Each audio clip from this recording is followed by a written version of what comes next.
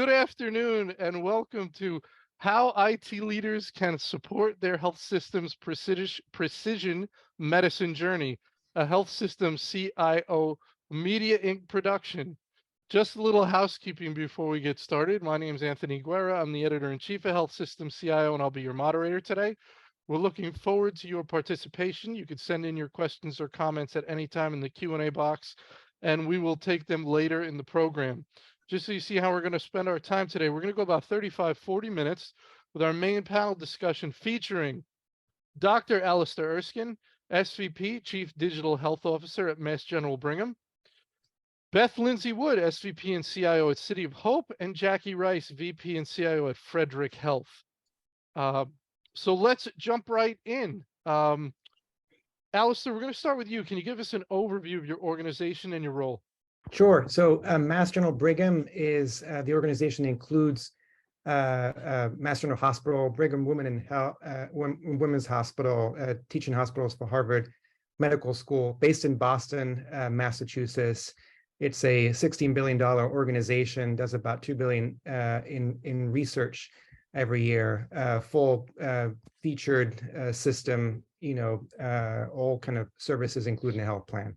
And my role as Chief Digital Health Officer is responsible for some of the key platforms like the electronic health record, data and analytics, ERP systems, and a number of other activities around digital strategy and digital transformation. Very good. Thank you. Beth? So I'm the Senior VP and System CIO for City of Hope. City of Hope is a designated cancer center based out of South California. However, we have recently acquired CTCA, Cancer Treatment Centers of America. So we're now in 4 states with multiple hospitals. And again, a large research organization as well. We also have other parts of our organization actually that are relevant to this conversation, which is TGen, which is a genetic processing lab organization. And we have GMP facilities, which are manufacturing of biologics and cell therapies and chemical compounds. So several different parts of the organization that have come together as one. Very good. Thank you, Beth. Jackie? Hi, good afternoon. I'm the Vice President and Chief Information Officer here at Frederick Health. We're about 269 beds. We're in a acute healthcare institution. We're the only one in our county. We have 24 locations, one of which is a cancer center that we've run for quite a while. We have 20 unique specialty areas. We're a Chime Most Wired Level 7 and a HIMSS MRAM Stage 7. So we're a community hospital, but we have a high aspirations. That's good. That's good. Good to hear. All right. Let's start out. Alistair, we're going to start with you. How would you define precision medicine? So I think in the simplest way, precision medicine is just using information about genes, the environment, and lifestyle to address disease prevention, diagnosis, and treatment. I think that's kind of probably the most crisp way to define it. But in a way, it kind of fits on a spectrum. And I would describe the spectrum as on one extreme, the one size fits all. And on the other extreme, the sort of N=1, where with the entire treatment is really dependent and based on one patient's information. So I think that as a result of that, everything in between the spectrum, sometimes precision medicine has been dominated by genomics and genetic testing and so forth, but it does span a significant broader set of domains, which we'll probably get into. Right. So it's the idea that to what degree it's directed toward the individual patient, and it could be anywhere along the spectrum. You could be talking about the whole patient population or drilling down at any degree and any level on that individual patient. That's right. And things that probably kicked it off were like the Human Genome Project in the early 2000s. Back then when it was hundreds of millions to actually sequence a gene, where now the price is more in the sort of $100 to $500 range, which is sort of incredible. But yeah, definitely more than genetics, as we think about, as you describe, populations and other ways of looking at it. Beth, anything you want to add to that definition?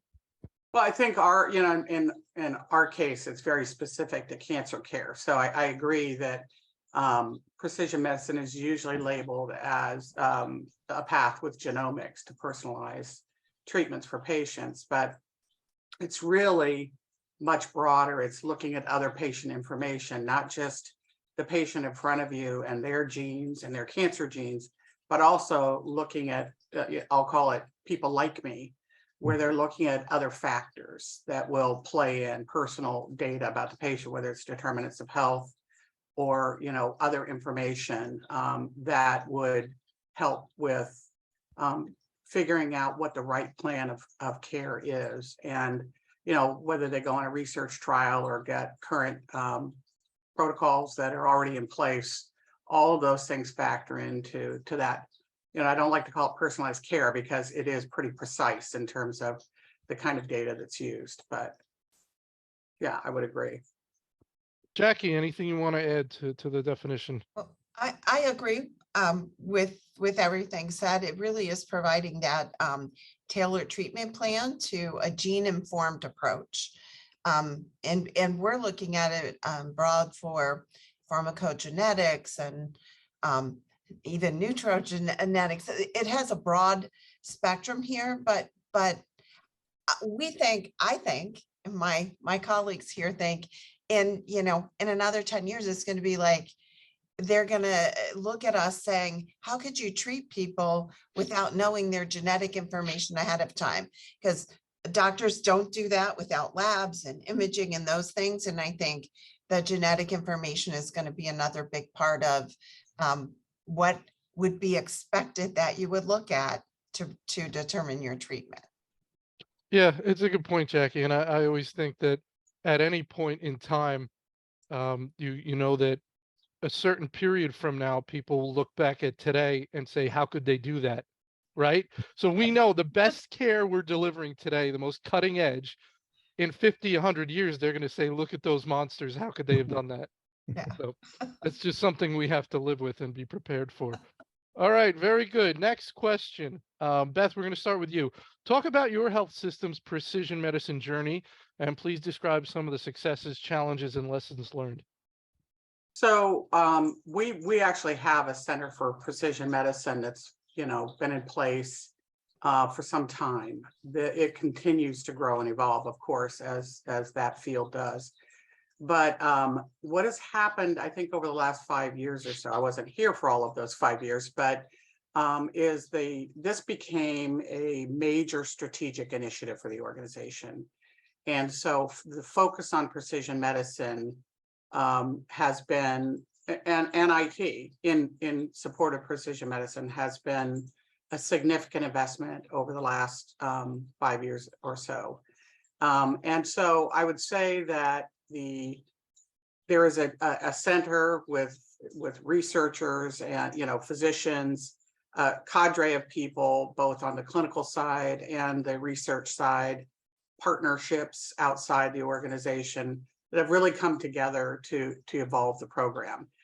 So great successes. I think, again, it has helped to drive sort of this, we do the genomic profiling, but, creating a technology suite that is very focused on giving people the information they need when they need it. And so big successes in the overall program. I think that looking at, in the area of drug discovery, some of those things, they have been pretty significant and again, a lot of it's the genetic profiling piece of this and or the DNA sequencing, but it's just using all that information together. We call it, actually, as we look at this, our oncology learning platform, whether that's the actual technology or the entire, from beginning to end with real world evidence, real world outcomes, and then looking at the research component of this.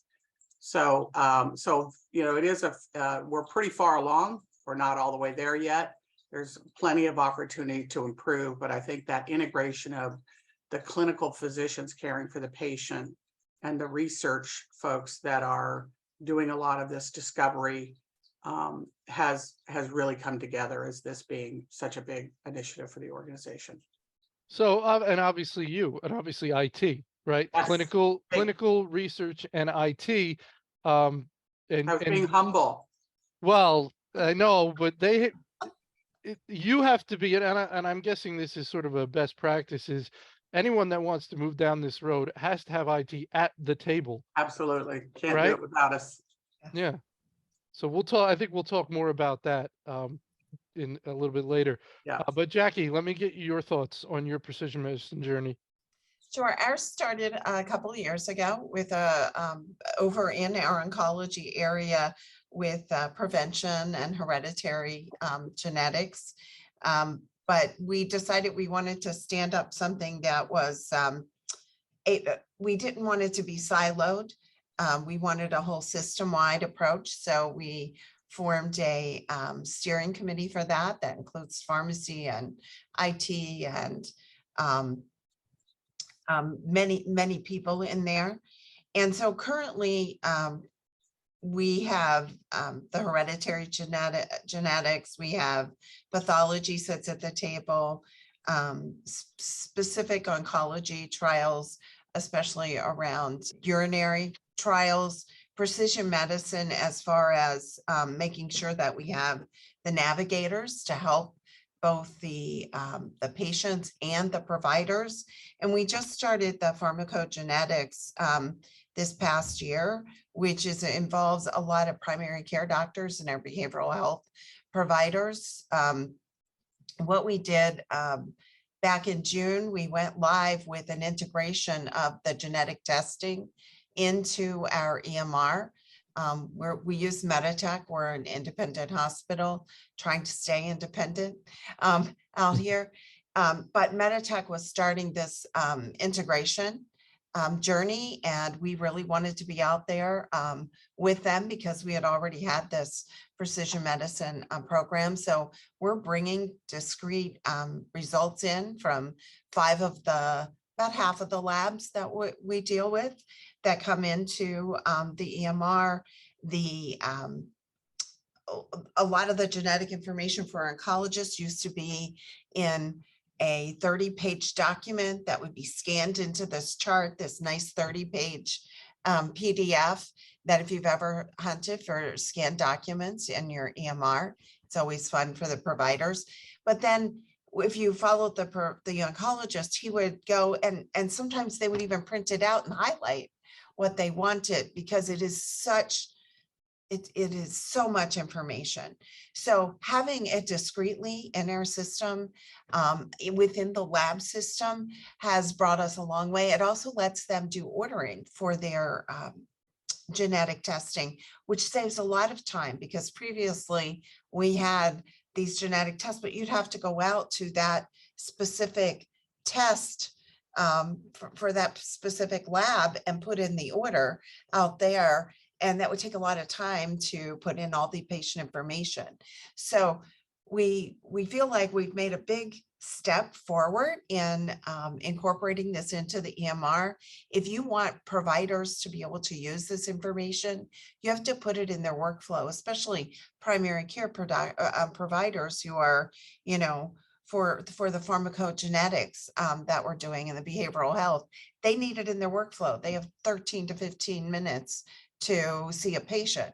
So we have to let them know upfront when they go in and look, this patient had genetic testing done.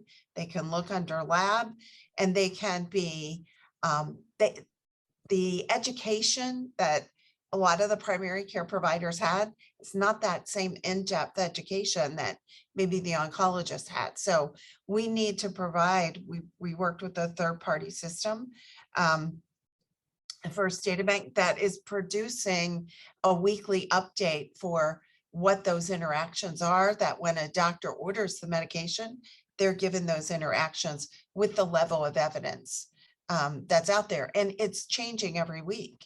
So you have to partner with somebody to be able to do that. So that's kind of where we are success-wise. Getting that into our system has been key.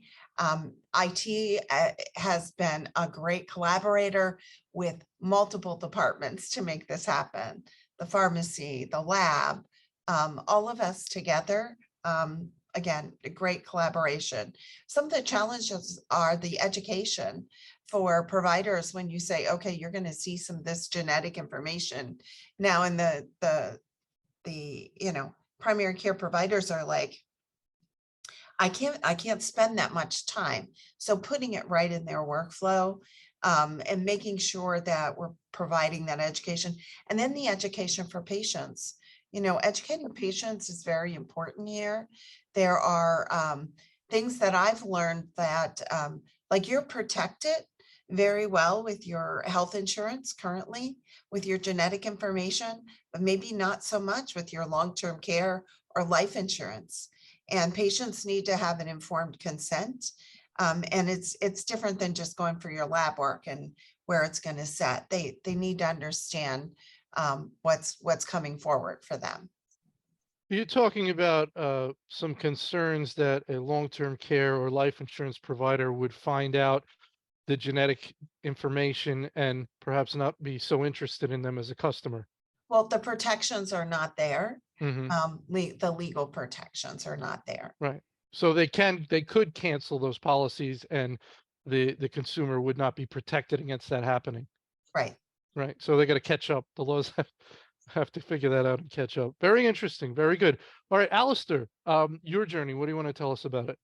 So, and agree with what's been said and Jackie's point about being able to interface with these lab companies now and receive discrete data in the record beyond the PDF has been really, really useful because as she was describing, decision support and other ways to be able to use that data has been great. And we're doing something similar, helped by an electronic health record vendor. And I suppose when it started really kind of still depends on what you call it and how do you define it. I think in some ways it's not new. I mean, on the very low resolution way of thinking about precision medicine is we divide the population into male, female, and other. And, we wouldn't offer OBGYN care to men. So, that's one way of thinking about it. Higher resolution, we do blood typing before we give blood to a patient. That's a form of precision medicine. We we wouldn't want to go and give the wrong blood type that has bad consequences. And the reason that care teams are obsessed about allergies for patients is because we're trying to tailor medications to things that they're not allergic to. And probably on a much higher resolution side is what Beth was talking about in terms of cancer treatment and targeting, oncology mutations, and maybe even one step further is the CAR T type of precision medicine. This is chimeric antigen receptor T cell therapy. So what that means is that, the immune system is taken from a particular patient, genetically modified and engineered to target a lymphoma cell, and then grown in the lab and put back into the patient's body. It's probably the most extreme case of precision medicine where you're literally using components of that patient's makeup in order to be able to target a therapy against a lymphoma, cancer. So I think if you think about it in terms broadly, I think there's some other aspects that are not often talked about when it comes to precision medicine, but should be. And what I mean by that are things like patient-reported outcome measures. They're a really important part of how to tailor a therapy to a patient. So these are questions that a patient answers after they've had, for example, a surgical procedure or even before they've had a surgical procedure to say, if they're going to have a procedure on their leg, are they going to try to be a belly dancer, or are they going to, mostly, be sedentary, sit at a desk? And that has an impact on whether they choose to go for that procedure. So that patient-reported outcome measures are a way to make sure that there's an alignment between what the patient is looking for in terms of a procedure and what procedures are performed on them. And that is kind of a way of adding more information about what's important, again, beyond genes and lifestyle. It's also kind of, belief systems and what's important. So I think PROMs could be considered another data point in relative precision medicine. So I think Mass General Brigham has been in the business of precision medicine for a long time, and in earnest started, in the early 2000s with the Genome Project, and then since then we have, as many academic medical centers do, centers for genomic and centers for pharmacogenomic, and are doing a lot of that lab, research to be able to understand kind of where to go next, the variant analysis, the bioinformatics that's necessary to be able to understand, it's unlike a lab, like a basic metabolic panel that is, it's either okay or it's not okay. It's so much less defined what is considered to be normal and abnormal. And that's why a lot of genetic counseling is required, when you offer genetic testing for a patient and their families. And just like Jackie was saying too, in terms of, you have to educate the patient and you have to educate the providers or then test, because it requires an enormous body of knowledge that's always changing to know what to do with it. Even to the point now where you're thinking about storing genetic information, it's sometimes better to rerun the the assay than to actually store the information, because as you rerun the assay, you find out about new variants that exist and that could have a potential impact on the patient. So I guess the journey has been comprehensive, and I would say it's full of successes in terms of being able to be more preventive than reacting, and understand and predicting the susceptibility of disease, being able to prescribe drugs better, things that we can avoid prescribing drugs with potential side effects if we have a better understanding of how a patient is metabolizing it, what their P450 enzyme activity is doing in terms of how the liver metabolizes it. It makes the trial and error less prone to hurting the patient and also driving up cost of healthcare. I think some of the challenges have been affordability. Some of these therapies can run $10,000 a month once you begin it, in certain cases, and so obviously insurance coverage becomes a big problem. The payers are going to want to see that there's a direct correlation between using this kind of a drug and the benefit and avoidance of illness that comes along with it. And I think the genetic testing, has a series of challenges, as was discussed in terms of legally, as well as being able to interpret it properly.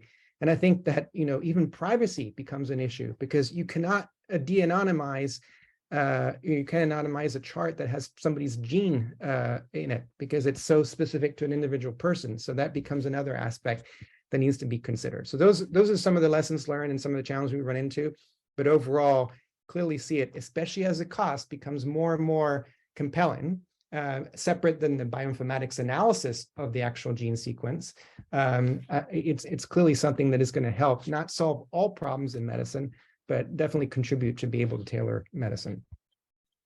Excellent stuff. All right, Jackie, we're going to start with you on this. What technologies, including infrastructure, and I think a lot of the discussions we've had around cloud are foundational to precision medicine success, and how can a technical debt inhibit an organization's precision medicine journey?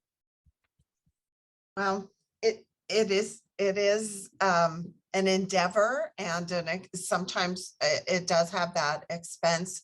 I think you can, as far as infrastructure, we've used our EMR, but all of those interfaces with the labs that we put in have been individual interfaces with them. They're not used to giving discrete data to EMRs. So that's a challenge. We have had worked with our EHR vendor and the labs to make sure that that's standardized. If you're going to bring all of this information in from all of these different places, it's got to land with the same information in the same spots in your EMR.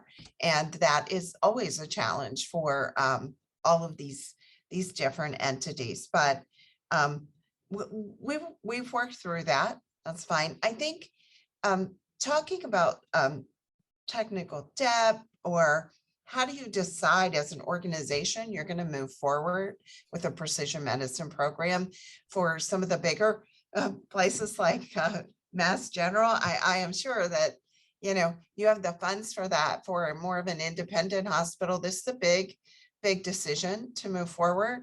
We don't have a lot of the background to do all the research and that kind of thing. So we look to partner with other places like NIH. John Hopkins is close to us on the different programs.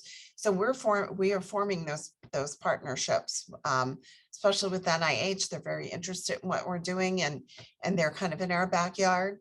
But as far as the debt and how you're going to get past that, you know, budgets are hard right now.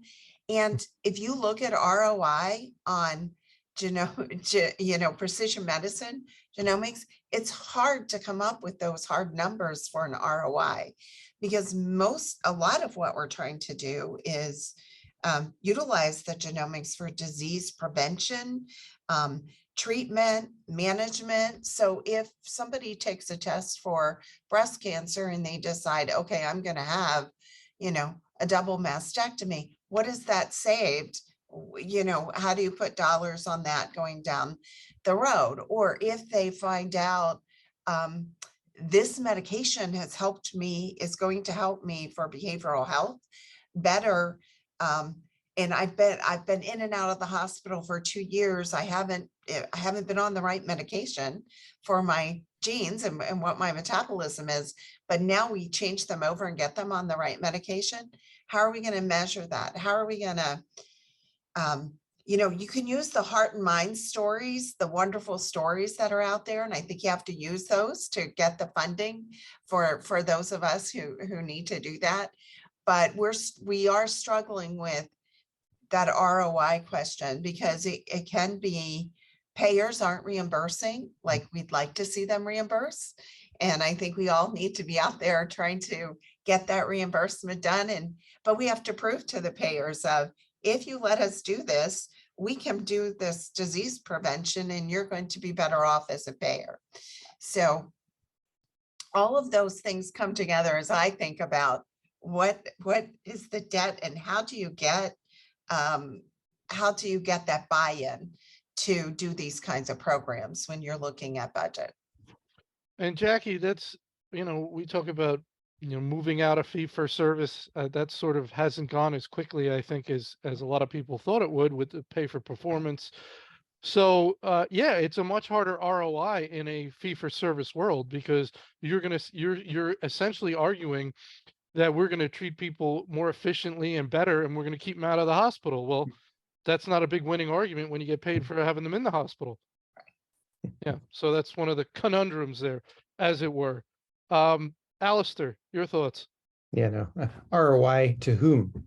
Right. Is always the issue. Somebody wins, somebody you know, is on the opposite side of it. So I think there are at least 4 systems and 2 adjuvant systems that we have to think about. So the first, I would say, the system of engagement. You know, the website analytics, the customer relationship management tools, the healthcare portals, you know, even digital health apps for specific disease conditions are things to think about.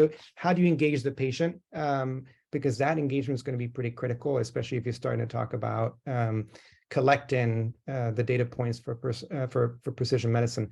The second is a system of records being talked about already, you know, electronic health record, making sure we have a good understanding of the problems and the meds and then the notes and the studies that the patient has already received, and the disease registries that exist to be able to pre-cohort patients to select from. A third is a system of populations. So this would be the health insurance payer systems. Some more creepy systems, especially in the healthcare space, such as data brokers. They have an enormous amount of data. You know, Amazon, Meta, and Google probably know more about me than I know about myself. But those, again, in the pursuit of getting precise, more data that's relevant becomes useful.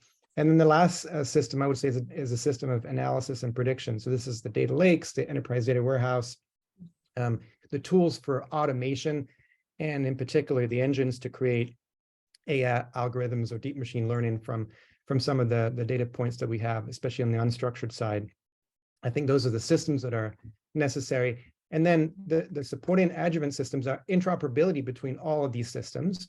How does the data flow across what data model that can normalize it across the different systems? And then what security is required and access to make sure the information, the data is being provided to those who are trying to do good and advance the mission versus the bad actors who want to get in and do something untowards, because this precise information can be quite valuable in terms of being able to commit fraud if you know a lot about somebody.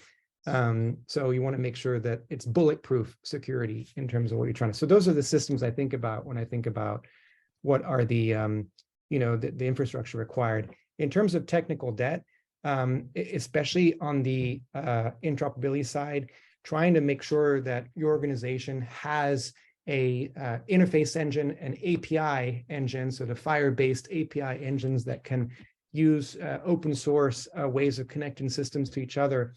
Without that, and going through a process of doing point-to-point interfaces, that becomes very complex and very expensive very quickly. So you'll accumulate a lot of technical debt without the kind of infrastructure of a better architecture. I think another better architecture is to work off of platforms instead of individual software packages, because those platforms already come pre-integrated with themselves. And then just trying to leverage that platform, could be the electronic health record, could be others. That also helps avoid the technical debt that would otherwise have to occur as you try to bolt on functionality to the overall system to try to make it work. You mentioned security. Should I be more concerned of someone getting my exact genome sequence rather than even more than my social security number and address and all that stuff? Well, I don't know. I think, from what I know about how we protect the information, it's pretty bulletproof in terms of who has access. I think it's a little harder to write down 3 billion base pairs as opposed to 7 digits. So that may, and it's also a lot harder to enter that into whatever fraudulent system you would be trying to use it again. So I think the applicability of the information is not there yet, but it's not without being cautious about how that could be applied in the future. What was already mentioned about insurance and other things. There are some laws that protect, the GINA laws that protect the use of genetic information from preventing people from being able to sort of live their normal lives. But I think there's still plenty to learn and discover about how to use this information properly. Yeah, well, I have no doubt that down the road, they'll be trading genomic sequences on the dark web. I have no doubt about that. Beth, your thoughts? So, this is a core competency for the work that we do. So we do have a lot of high performance computing that gets done with very large complex data sets. That requires very sophisticated hardware. We kind of leverage the combination of on-premise big machines as well as the cloud. So that all of that is critical to keep up. It is not an inexpensive endeavor to manage that. We do use TGen, our one of our entities, to do a lot of high performance computing, but we do that in research as well. For us, the other area is we have a data lake called Poseidon that we partnered with a DNA sequencing organization to create that is specifically for precision medicine. So there's a lot of data in there from a lot of sources. And the idea is that bioinformaticists and physicians and others can get access to that data. It is not meant to be identifying a specific patient. It is more about, the DNA sequencing and all the different things that are there. But it's again more of that overall precision medicine component. So we, that is our repository for a lot of information. Overall for precision medicine. It can also be used for research in many other aspects, but that is, again, it's a cloud-based solution. And it, requires care and feeding as we continue to evolve, looking at new types of data that need to get in there. We do NLP, we do ML, AI kinds of things against that. So that is a continuous process, is to continue to evolve that platform. We do use the EMR extensively. You know, we do CAR-T, we do BMT, we do a lot of that. And it's pretty important that there's no paper orders that are in the chart for clinical trials. And so there's a lot of maintenance, care and feeding of the EMR to make sure that all of that data is extracted appropriately, to Alistair's point, but also that we have usable information in EMR to take care of the patients as well. PROs, great example, patient-reported outcomes, big piece of research as well, and making sure that we take that information as part of the real-world evidence that helps to support how we treat patients going forward, not just that patient, but other patients. The other thing we've done is we have developed our own tumor board software for precision medicine. Again, we have a lot of this data, so porting that in, it's in I would say beta format right now. It's fairly new to us, but the idea is really targeting precision medicine tumor boards with a product that is very, you know, customized to what we need. In terms of technical debt, I think overall for us, there is a lot of investment in technology in general because of our research arm, but in maintaining the EMR and maintaining some of these, the high performance computing is all part of this. So, you know, the organization is committed to precision medicine. It is a core to our business. We have to have it. And so it's understood, and we even actually have a separate budget set aside for precision medicine so that any IT resources or investments that need to be made are all part, we carve that out so that there's a separate budget for that. We have a product management leader for precision medicine within IT to rally the troops to make sure that all of these different pieces are all pulled together in a cohesive fashion. So, you know, we have research, clinical trial software you've got to integrate with. There's all kinds of pieces. And again, the integration is another piece of this. It's, again, not a small endeavor. So this is going to come from CEO down in terms of, is this a direction we're moving in? And Jackie, it sounds like, so, you know, you got Beth's organization and Alistair's organization is, you know, stratospheric, large, right, advanced, that kind of thing. But you're representing a lot of health systems out there, Jackie. Is this something your CEO sort of said, we're going there, we're going in that direction? That seems like where it's got to come from. And then the clinical side and IT side sit down and say, okay, this is where we're supposed to go. How are we going to go there together? Right. No, our CEO was very involved in this. He had actually had an experience with his parents with some pharmacogenetic testing that led him to believe this is really where we need to go. We did do a lot of education with the board.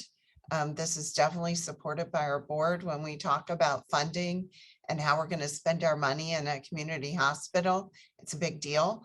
And like I said, it's the ROI is hard to quantify. And this is not something that, you know, as a community hospital, it was seen that you have to do.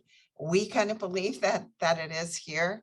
I mean, we've even so much, we believe it. We've had all of our employees their testing is paid for because we believe it's going to make a difference in their health and the health of our community. So all of our employees are paid through we're self-insured through our insurance to have the genetic testing done. So I do believe that you have to win over, if you're a smaller organization, you have to have that investment in people and resources to say, this is where we need to go and what we need to do And just Jackie, real quick, as a smaller health system, if we're going in this direction, you said there is still quite a bit of investment that we have to do, but also we cannot do this alone. We must partner. So it's both those elements. If you're a small to medium-sized health system, it's going to Yes. be both those elements, correct? Yes, you're going to want those partnerships. We have tumor boards, but we have them with NIH. So we have their expertise coming in with their, all of their research that they've done, along with our doctors who are all participating. So we would not have the same kind of tumor board meetings without that kind of background that's needed and research out there. And the same thing with some of the prostate work we're doing that we're going to go with Johns Hopkins. We wouldn't have that same ability or even the ability to join in some of the same clinical trials that we will with that partnership. So yes, I think that is also key. All right, very good. Beth and Alistair, let's talk a little bit about, and it always, I like to get into the specifics of it when people say we need to partner, it's a collaborative effort. To me, that always could picture two people looking at each other and nobody doing anything. So when we talk about IT and the clinical side need to work in lockstep and together, who's calling the meetings? Who's pushing it forward? Who's is it, what is your role? And how much do you push? And again, who's leading? If they say that it's better to have what Napoleon said, it's better to have one good general, two bad generals, or something like that. Basically, you can't have more than one person in charge. So, Alistair, let's start with you.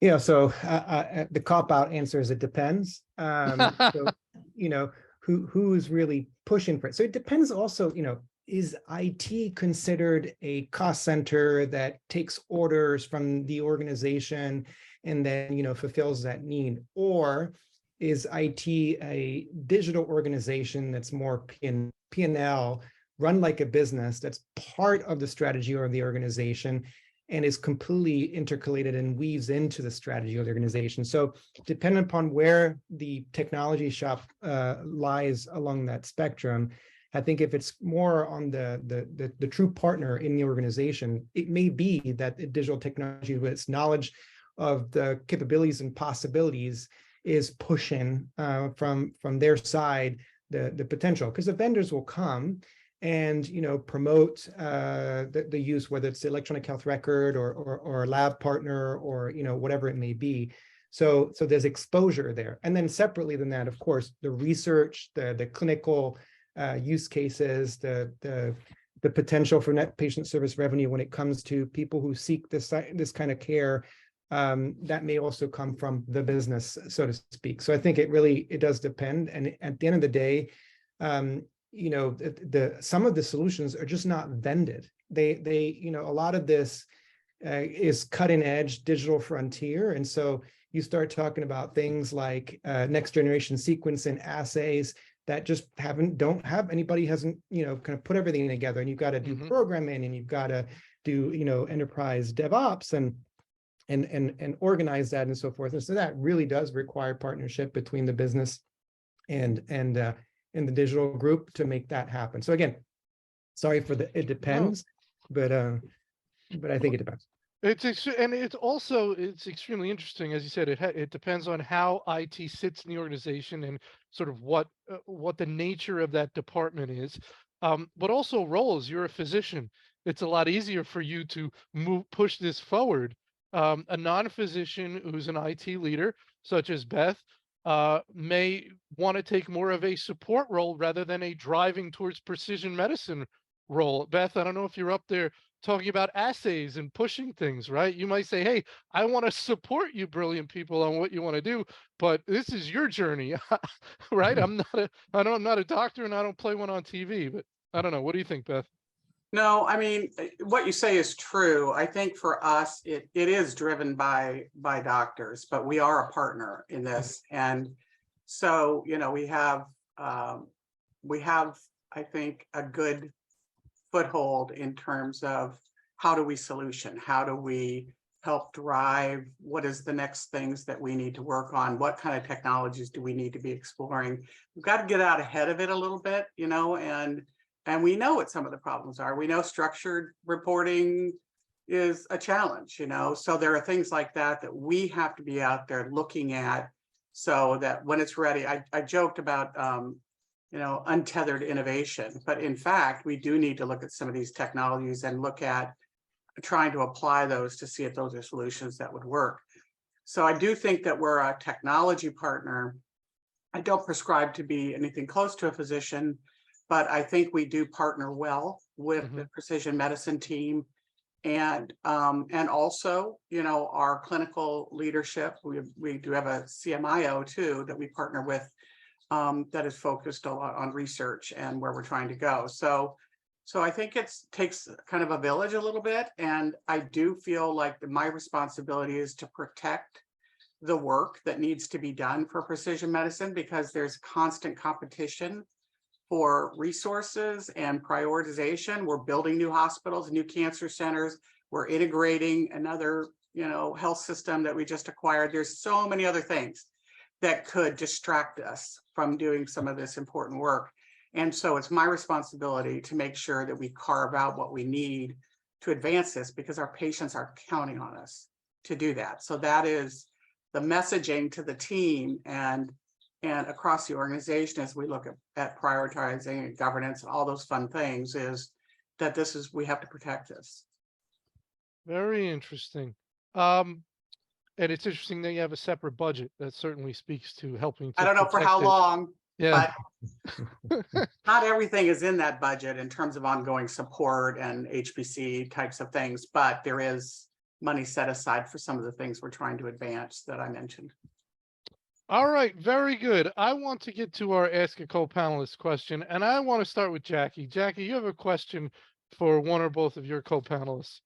I do have a question, and either one of them can take it. You know, one of the things that I think about with this, I do have a nursing background, and one of the challenges I see coming up, we're so excited about getting our precision medicine program stood up, but I worry about health equity. How are we going to make all of this testing? And we say, oh, we can get that down to $200 or $300, but if the payers aren't paying it, how can we make it equitable? What are you guys doing to ensure that that we have some of that health equity? Because I'm thinking about that a lot. Alistair, you want to go first?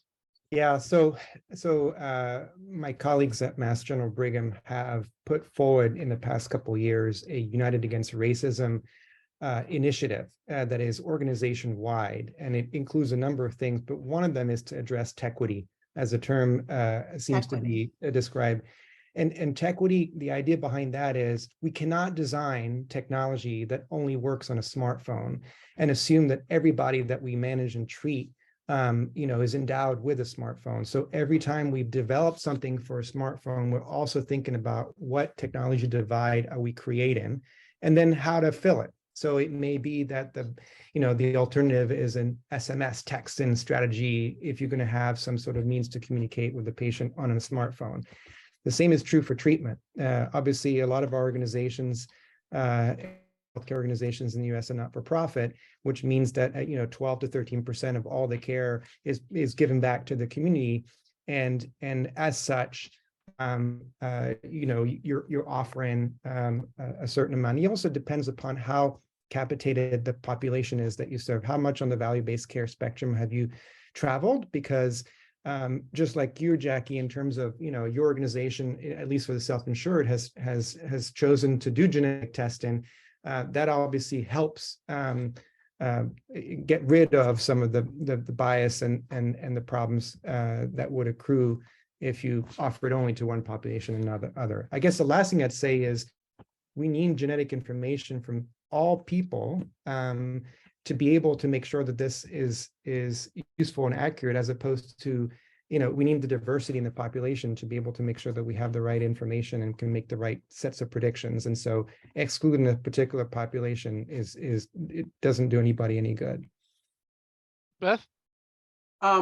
Similar, we, again, being a cancer center, we test all of our patients that come in, genetic tests, because they're the sickest of the sickest in many cases. And so it's important to us that we do that up front, that So, you know, and offer genetic counseling and testing to family members as well. And again, part of that is around prevention, right? And so we do that, and we don't, and you're right, it's expensive in some cases. It's not always covered by insurance, but it is pivotal to our mission. So for us, it's really, you know, and again, a little bit of a one-off. We don't offer primary care. We don't offer other services. We're strictly an oncology, well, and diabetes center. But and so, you know, those things right out of the gate are pretty important to where we're trying to, how we're going to help solve this problem with cancer. All right, I'm going to sneak one more in here. Let's give it to Alistair. Do you have a question for one or both of your co-panelists? I have a question for Jackie. So I'm curious about this concept of the health plan, you know, maybe I'm perseverating, but the health plan playing for genetic testing. So the question is, what does the health plan do with that information? So, and then how does it help the employees? So we do have, we started off with the pharmacogenomics information. We are a community hospital with most of our employees are going to our doctors. So this is going to be into the EMR for everybody to see. And so part of our program with pharmacogenomics is you meet with a navigator who's a PharmD.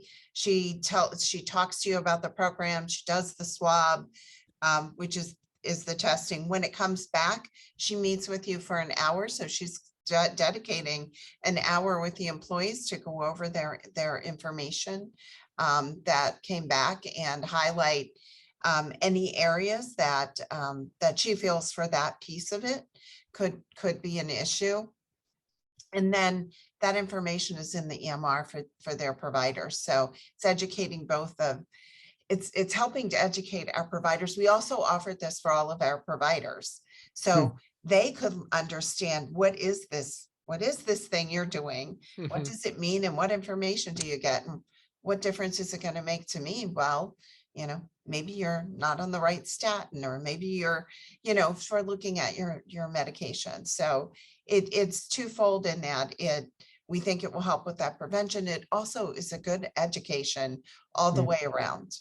Is it whole exome sequence, a whole genome sequence, or SNPs? This is the pharmacogenetics that we're doing, is just the partial that affects Okay, got it. how you metabolize. I think it's 75% of how you metabolize your medications. Because I guess I've heard some people who will do, you know, whole exome sequence and then compare it to a series of high penetrance variants, you know, 75 conditions that would show you, for example, that you are at risk of colon cancer, or show you you're at risk of, hypertrophic cardiomyopathy, or breast cancer, so forth. And so by comparing it to a set of variants, that's kind of how they adjudicate the value from the whole sequence. So it was interesting to hear about how it's being used. Fantastic. Well, I think we're going to wrap it there. Wonderful, wonderful conversation, but that's about all we had time for today. Went very fast. Regarding continuing education, you could use the final slide in this deck for your CEUs. You'll get an email when the on-demand recording of this event is ready for viewing. If you want to sponsor an event with us, you can reach out to Nancy Wilcox from our team, and you can go to our website to register for upcoming panels. With that, I want to thank our tremendous panel, Dr. Alistair Erskine, Beth Lindsay-Wood, and Jackie Rice, and I want to thank you for attending. And with that, everybody have a wonderful day. Thank you. Thank you. Thank you.